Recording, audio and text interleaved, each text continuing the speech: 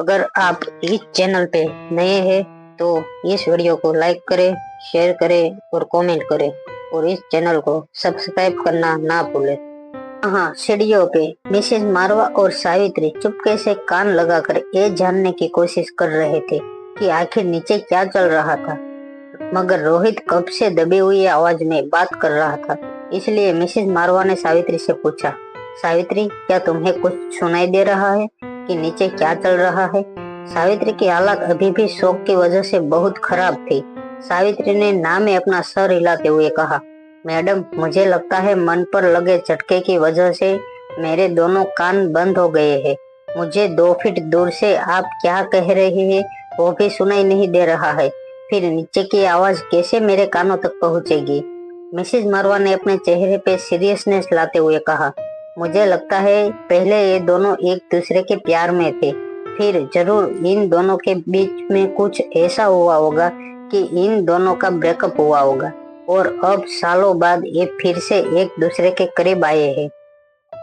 Mrs मारवा की बात काटते हुए सावित्री ने कहा, मैडम, ऐसा तो सिर्फ फिल्मों में होता है। मुझे लगता है इन दोनों की लाइफ फिल्मों से भी ज्यादा इंटरेस्टिंग है। जब सावित्री को लगा कि नीचे मामला बिल्कुल शांत हो चुका है तो सावित्री ने कहा, मैडम, हमें नीचे चलकर डिनर की तैयारी करनी चाहिए।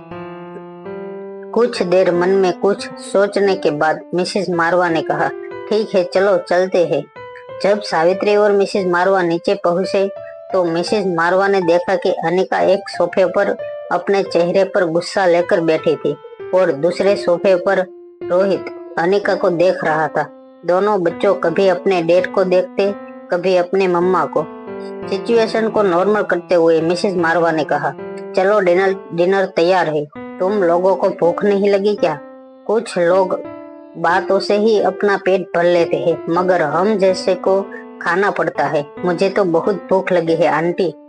अनिका के मुंह से आंटी सुनकर रोहित अपनी जगह से खड़ा हो गया और कहने लगा, आंटी, तुम मेरी मम्मा को आंटी कैसे कह सकती हो? रोहित की बात सुनकर मिसेज मारवा हैरान रह गई।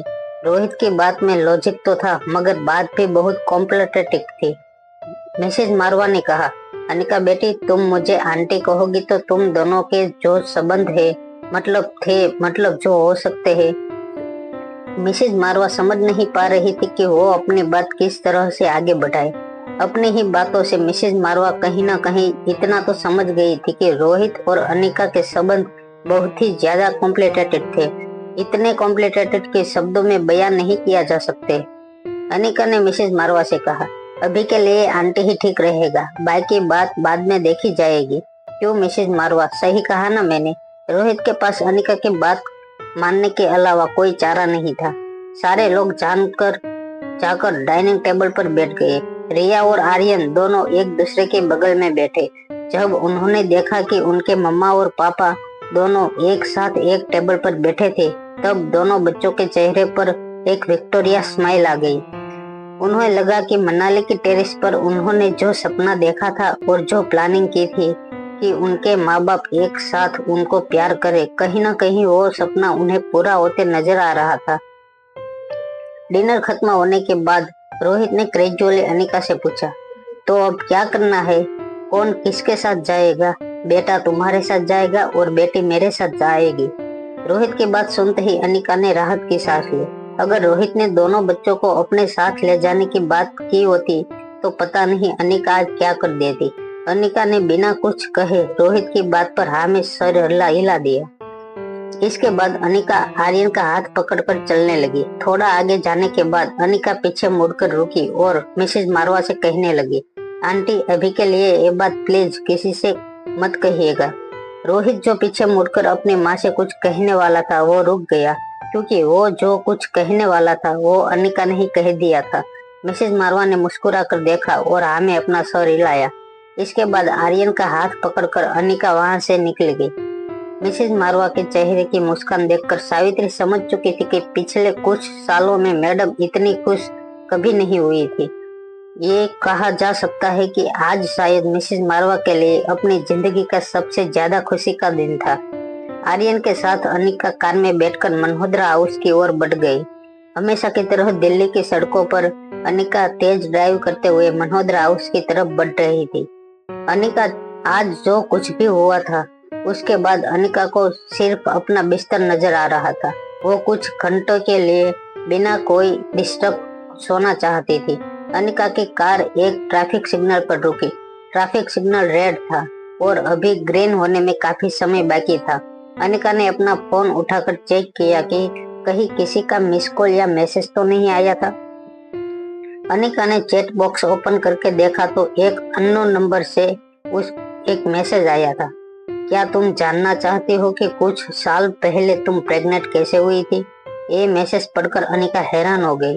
जिस नंबर से अनिका को मैसेज आया था वो नंबर जब अनिका ने कॉल किया तो वो नंबर अनरजिस्टर्ड आ रहा था। तभी अनिका को और एक मैसेज आया, हमें ढूंढने की कोशिश कर रहे हो, हम तुम्हारे बिल्कुल पीछे हैं। मैसेज करने वाला ने अनिका के साथ अपना लोकेशन शेयर किया। जब अनिका ने लाइव लोकेशन टेस्ट किया तो अनिका ये देखकर हैरान रह गई कि लोकेशन ठीक अनिका के कार के पीछे दिखा रहा था। तभी अनिका के पीछे खड़ी गाड़ियां हॉर्न बजाने लगी। जब अनिका ने देखा कि उसका ध्यान ट्रैफिक सिग्नल पर पड़ा जो अब तक ग्रीन हो चुकी थी। अनिका के पीछे ट्रैफिक लाइट में खड़ी कार वहां से निकलना चाहती थी, इसलिए सभी जोर जोर से हॉर्न बजाने लगे। मगर अनिका अब किसी भी तरह उस इंसान से मिलना चाहती थी जो ये राज जानता था कि आखिर 6 साल पहले क्या हुआ था और किस तरह अनिका रोहित मारवा के बच्चे की मां बन गई। लोग अनिका को कमेंट करते हुए अपनी गाड़ियां अनिका की गाड़ी से आगे ले जाने लगे। मैसेज भेजने वाले ने जो लोकेशन भेजा था वो ठीक अनिका की कार के पीछे था और धीरे धीरे अनिका की कार की ओर बढ़ रहा था। लोकेशन से अनिका ने अंदाजा लगा लिया था कि मैसेज भेजने वाला शख्स अनिका की कार से पीछे 100 से 200 मीटर की रेंज में था। अनिका के चेहरे को पैनिक होते हुए देख के आर्यन ने अनिका से पूछा, क्या हुआ मम्मा, आप इतनी डरी हुई क्यों लग रही हो? अनिका ने बात बनाते हुए कहा, कुछ नहीं आर्यन, तुम यहीं बैठो, मुझे लगता है गाड़ी जरा सी खराब हो गई है। मगर इस बार अनिका ने जब फिर से मोबाइल में देखा तब तो लाइव ट्रेनिंग चला जा चुका था। जिससे अनिका से लाइव ट्रेनिंग शेयर की थी उसने लाइव ट्रेनिंग ऑफ कर दी। मगर अनिका को किसी भी तरह उस इंसान से मिलना था। अनिका ने आर्यन से कहा, तुम यहीं रुको, मम्मा अभी आती है। इससे पहले कि आर्यन अनिका को कोई जवाब देता, अनिका कार से उतर गई और उसने कार को लॉक कर दिया ताकि कोई भी शख्स अंदर बैठे आर्यन को किडनैप न कर सके। अनिका को पता था कि उस इंसान का लोकेशन अब से कुछ ही सेकंड पहले ठीक अनिका के कार के पीछे था, अंदाजन 100 से 200 मीटर। अनिका उस डायरेक्शन में तेज दौड़ने लगी। अनिका किसी भी तरह उस इंसान तक पहुंचना चाहती थी जो उसकी जिंदगी के सबसे बड़े सवाल का राज जानता था। अनिका बड़े ही गौर से अपने बाजू से निकलने वाली गाड़ियों को, आसपास चलते लोगों को बड़े ही गौर से देखने लगी। अनिका अच्छी तरह से जानती थी कि वो इंसान जिससे अनिका की जिंदगी का सबसे बड़ा राज पता था वो यहीं कहीं आसपास था। मगर वो कौन था, कैसा दिखता था, वो कोई औरत थी या मर्द, इनसे किसी भी सवाल का जवाब अनिका के पास नहीं था। रोहित के कहने के मुताबिक उस रात को रोहित के साथ कुछ साजिश हुई थी। इसका मतलब साफ था कि रोहित और अनिका दोनों के साथ साजिश की गई थी, क्योंकि अनिका खुद उस रात के बारे में कुछ नहीं जानती थी। मनाली में हुई साजिश का राजदार दिल्ली के ट्रैफिक में 100 मीटर के अंदर दायरे में था। ट्रैफिक सिग्नल पर खड़ी अनिका की कार की वजह से फिर से ट्रैफिक सिग्नल पर जाम होने लगा। लोग जोर जोर से हॉर्न बजा रहे थे, मगर ड्राइविंग सीट पर कोई न होने की वजह से लोगों को बहुत परेशानी हो गई थी और कम से कम 20 से 25 गाड़ियां अनिका की गाड़ी के पीछे खड़ी हो गई थी। अनिका ट्रैफिक सिग्नल पर खड़ी हर गाड़ी के अंदर झांक झांक कर देखने लगी। कार में बैठे हुए बुजुर्ग ने कांच नीचे करते हुए कहा, पागल हो गई हो क्या लड़की, क्या कर रही हो तुम? तभी अनिका की उम्र की एक लड़की ने कहा, अगर तुम्हारा बॉयफ्रेंड किसी और के साथ चला गया है तो हमें परेशान मत करो, हमारी कार में उसे ढूंढने की कोशिश मत करो। जिस नंबर से अनिका को वो मैसेज आया था उस अननोन नंबर पर अनिका बार बार कॉल कर रही थी, मगर वहां से कोई रिस्पांस नहीं मिल रहा था। अनिका की बीती जिंदगी का सबसे शानदार राज अनिका के सामने ही था, बस उसे नजर नहीं आ रहा था। तभी अनिका के पीछे एक जीप आकर रुकी। जीप का शीशा नीचे हुआ और तो किसी ने अंदर से आवाज लगाई, मिस अनिका, आप यहाँ क्या कर रही है? जब अनिका ने पीछे मुड़कर देखा तो अनिका ये देखकर हैरान हो गई कि जीप में बैठा शख्स इंस्पेक्टर अब्बास था। इंस्पेक्टर अब्बास को देखते ही अनिका कुछ देर के लिए खामोश हो गई। वो खामोश कुछ देर तक मिस्टर अब्बास को देख रही थी। कुछ देर बाद अनिका ने मिस्टर अब्बास से कहा, ये सवाल तो मुझे आपको पूछना चाहिए कि आप यहाँ क्या कर रहे हैं? इंस्पेक्टर अब्बास ने अपने जीप के दरवाजे पर हाथ मारते हुए कहा, ये जीप देख रही हो ना आप, ये पुलिस की जीप है और मैं एक पुलिस वाला हूँ। हमारा तो काम ही है हर ऐसी जगह पर मौजूद रहना जहाँ कुछ गलत होने वाला हो या खतरा हो। इंस्पेक्टर की बातों का जवाब देते हुए अनिका ने कहा, मगर आपकी आदतें पुलिस जैसी बिल्कुल नहीं है।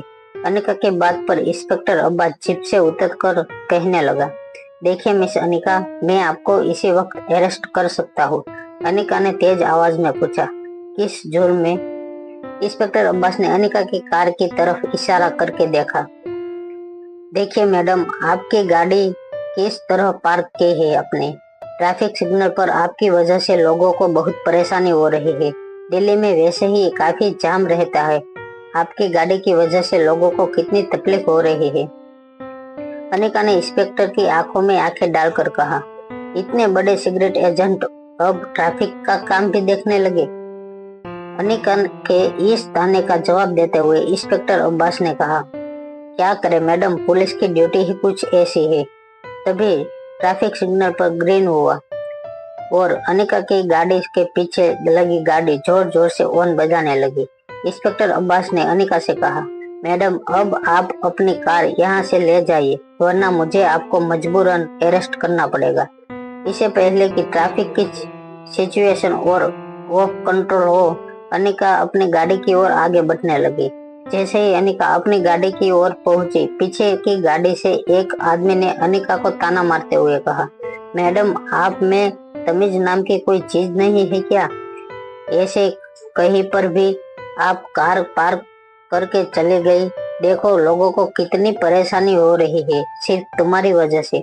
अनिका ने मुड़ के उस ड्राइवर को कहा, आई एम वेरी सॉरी, मैं चलती हूँ। जैसे ही उस ड्राइवर ने अनिका को देखा, उसकी खूबसूरती देखकर वो पिघल गया।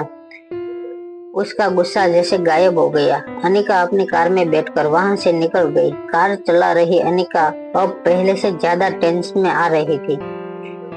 अनिका को अभी तक पता नहीं लगा था कि इस वक्त जो अनिका का पीछा कर रहा था वो कौन था। क्या ये इंसान वही शख्स था जिसने उस वक्त अनिका और रोहित को साजिश का शिकार बनाया था?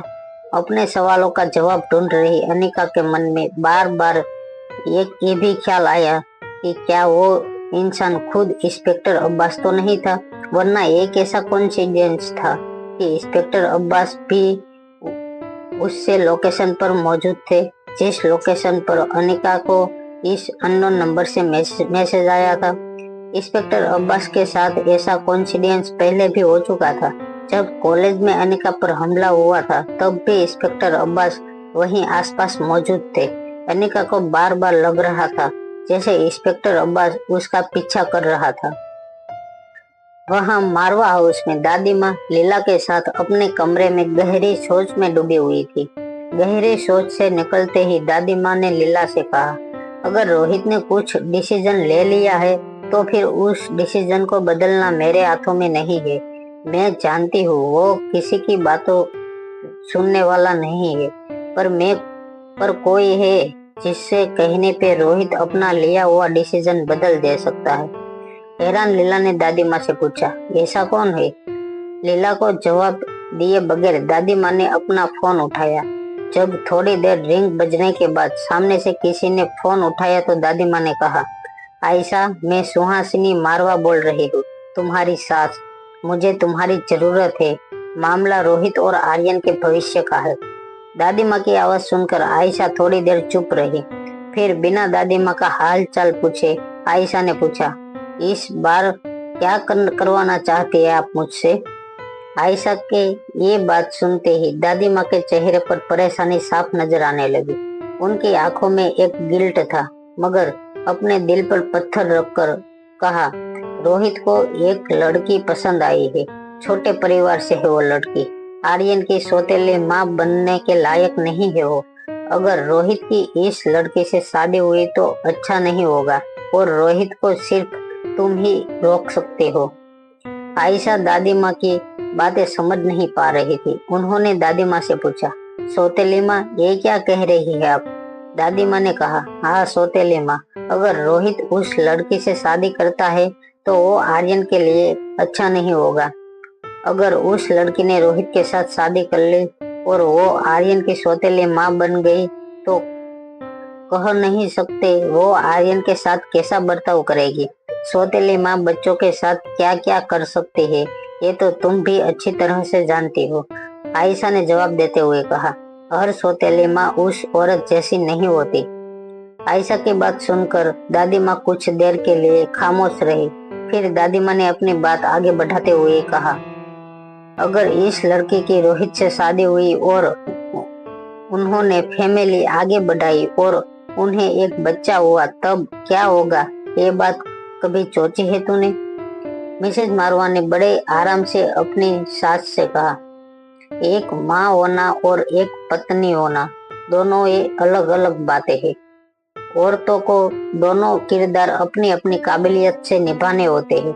हर औरत का सपना होता है कि एक दिन उसका बेटा नाम कमाए और शादी करे, फैमिली बनाए। अपने बच्चे के भविष्य के लिए माँओं को कुर्बानी देनी पड़ती है। ये सारी बातें मुझे आप ही ने तो सिखाई थी, आप भूल गई? दादी को मिसेज आयशा मारवा की ये बात तीर की तरह चुभ रही थी।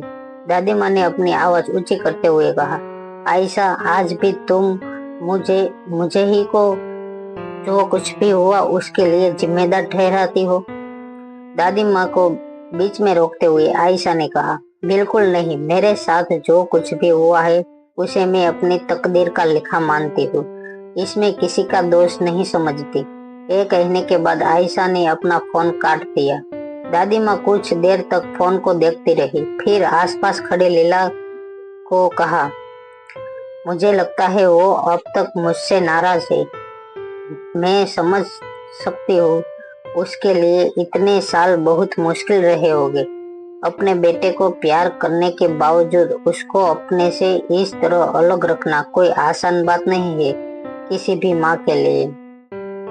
रोहित की दादी माँ मन ही मन जानती थी कि जो सजा रोहित की माँ को मिली थी वो सजा रोहित के पापा को भी सजा से मिली थी उससे ज्यादा मुश्किल थी। मगर रोहित की माँ को वो सजा मिली थी जिसका गुनाह उन्होंने किया ही नहीं था। जब दादी माँ ये सब सोच रही थी तभी नन्ही सी रिया की आवाज उनके कानों पर पड़ी, बड़ी दादी माँ, मैं आ गई हूँ। रिया के ठीक पीछे रोहित भी मुस्कुराता हुआ खड़ा था। रोहित को इस तरह मुस्कुराते हुए देखकर दादी माँ भी सरप्राइज हो गई। उन्होंने रोहित को देखकर पूछा, भाई वाह, आज बहुत खुश नजर आ रहे हो, क्या बात है? अपने चेहरे की हंसी छुपाते हुए रोहित ने दादी माँ से कहा, नहीं तो ऐसा कुछ भी नहीं, ऐसी कोई भी बात नहीं। रोहित का मुस्कुराता हुआ चेहरा देखकर लीला ने कहा, रोहित बाबा, आप कितनी भी कोशिश कर लो लेकिन तुम्हारे चेहरे की खुशी साफ बता रही है कि तुम बहुत खुश हो। हमें नहीं बताओगे कि तुम्हारे मुस्कुराने का राज क्या है? हमें बताओगे तो शायद हमें भी मुस्कुराने का मौका मिल जाएगा। रोहित के दिमाग में बार बार हुए रोहित और अनिका के बीच डिनर टेबल पर हुए टकराव की बातें चल रही थी। सारी बातें याद आते ही रोहित को बिना पता चले रोहित के चेहरे पर स्माइल आ रही थी। तभी नन्ही सी रिया ने अपना हाथ ऊपर करते हुए कहा, मैं बताती हूँ। आज डैड ने मम्मा के साथ डिनर किया, इसलिए आज डैड खुश है, राइट ना डैड? रिया की इस बात पर दादी माँ हैरान रह गई। हैरानी से दादी माँ रोहित की ओर देखने लगी। दादी माँ ने रोहित को बचपन से देखा था। चाहे कोई भी बड़ी से बड़ी बात हो, बड़ी से बड़ी खुशखबरी हो, जैसे कॉलेज में वंश या आना, स्पोर्ट में मेडल जीतना या बिजनेस में कोई डील क्रैक करना। रोहित के चेहरे पर कभी भी इस तरह को खुशी नहीं देखी थी। फिर ये लड़की के साथ डिनर लेने जैसी मामूली बात पर रोहित इतना खुश क्यों हो रहा था, ये दादी माँ की समझ के बाहर थी। इससे पहले रोहित तब इतना खुश हुआ था जब वो आर्यन को पहली बार घर लाया था। आर्यन को एक गहरे गड्ढे में से किसी ने गाड़ दिया था। रोहित उसे मौत के मुंह से बचाकर लाया था। डीएनए टेस्ट करवाने के बाद उसे पता चला कि आर्यन उसका सगा बेटा था। उस दिन के बाद दादी माँ ने कभी रोहित को इतना खुश नहीं देखा था। हालांकि दादी माँ को रोहित की ये खुशी परेशान कर रही थी, मगर दादी माँ ने नजर झुकाकर धीमी आवाज में कहा, अगर ये सच है तो बड़ी अच्छी बात है, मगर क्या आपके डैड को याद है कि उनकी ये दादी अगले हफ्ते 80 साल की होने वाली है। इस बात पर पार्टी तो होनी चाहिए। दादी माँ की ये बात सुनकर रोहित सरप्राइज हो गया। रोहित के बचपन में ही रोहित के पापा घर छोड़कर चले गए थे। कुछ साल बाद रोहित के दादाजी भी चल बसे। रोहित और उसकी दादी माँ काफी क्लोज थे और दादी माँ के मुंह से पार्टी जैसा शब्द रोहित ने पहली बार सुना था। वो जैसे भी इन सब बातों से दूर रहा करती थी। फिर आखिर इस साल ऐसा क्या था कि दादी माँ पार्टी की बात कर रही थी। मगर दादी माँ को बिना कोई सवाल किए रोहित ने कहा, ठीक है, पार्टी अरेंज करवा देता हूँ। लीला आंटी, आप दादी माँ से पूछकर उनकी गेस्ट लिस्ट बना दीजिए। मैं बाकी सारे मेहमानों की लिस्ट बनाता हूँ। पार्टी किसी होटल में नहीं होगी, हम पार्टी यहीं मारवा हाउस में करेंगे। ये कहते हुए रोहित जब कमरे से जाने लगा तो दादी माँ ने रोहित को रोकते हुए कहा, सुनो, उस मल्होत्रा खानदान की लड़की अनिका को भी पार्टी में जरूर बुलाना। जब दादी माँ ने रोहित से कहा कि पार्टी में अनिका को भी जरूर बुलाना, तब रोहित को समझ आया कि दादी माँ इसलिए पार्टी देना चाहती थी ताकि वो रोहित और अनिका के रिलेशनशिप को पब्लिक कर सके। रोहित को अनिका के साथ अपने रिलेशनशिप आगे बढ़ाने का एक और मौका मिल गया था। रोहित ने दादी माँ की बात मान ली। कुछ देर पार्टी की डिटेल्स डिस्क्लोज करने के बाद रोहित दादी माँ के कमरे से चला गया। रोहित के जाते ही लीला ने दादी माँ से पूछा, बड़ी मालकिन, ये आखिर आप क्या करना चाहती है? ऐसा करके आप रोहित बाबा और वो लड़की के रिलेशनशिप को बढ़ावा दे रहे हैं। दादी माँ ने भारी आवाज में कहा, मैं अच्छी तरह जानती हूँ कि मैं क्या कर रही हूँ। जब लोगों को पता चलेगा कि मारवा खानदान की बड़ी दादी माँ के बर्थडे का सेलिब्रेशन रखा गया है तो शहर का बड़ा से बड़ा आदमी इस पार्टी में हाजिर होगा। और अक्सर नीचे खानदान के लोग अक्सर ऐसी पार्टी में बड़े बड़े लोगों के सामने आए तो बड़े अनकंफर्टेबल फील करने लगते हैं। ये बात तो तुम भी अच्छी तरह से जानती हो।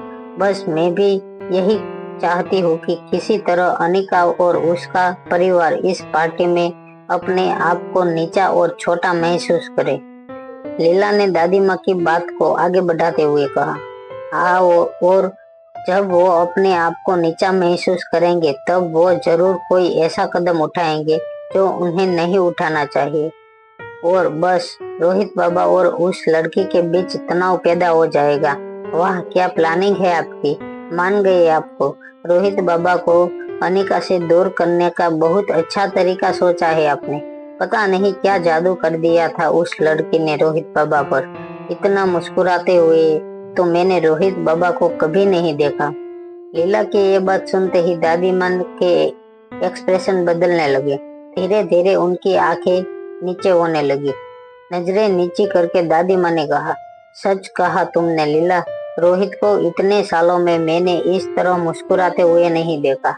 आज रोहित के चेहरे पर जो मुस्कान थी वो उस लड़की की वजह से थी।